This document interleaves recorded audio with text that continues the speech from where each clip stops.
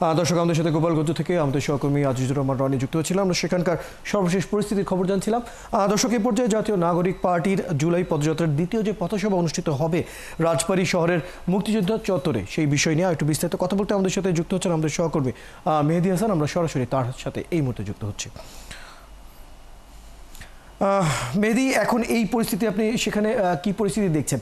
নেতাকর্মীরা কি এসে পৌঁছেছে? কখন পরিস্থিতি অনুষ্ঠান শুরু হবে বা কি সর্বশেষ খবর আছে আপনার কাছে? আমাদের বন্ধুদেরকে একটু স্বীকৃতি দেন। এই অগ্নিকন্যাদের পাশে আমরা পুরুষরা কেউ না দাঁড়াই। জিন্দাবাদ জিন্দাবাদ। ইনকিলাব মুজিববাদ। আওয়ামী লীগের ঠিকানা এই বাংলায় হবে না। আওয়ামী লীগের ঠিকানা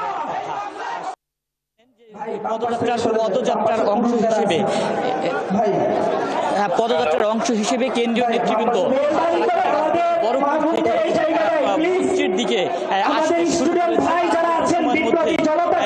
চার থেকে 5 মিনিটের মধ্যেই কিন্তু তারা এই পৌঁছবেন। আপনি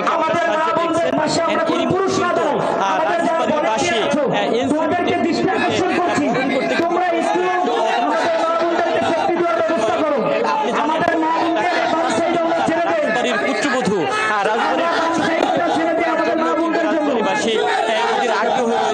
রাজবাড়িবাসীকে ভাবি বলে সম্বোধন করেছে এবং ভাবিকে তারা কিন্তু রাজবাড়িতে স্বাগত জানাচ্ছে।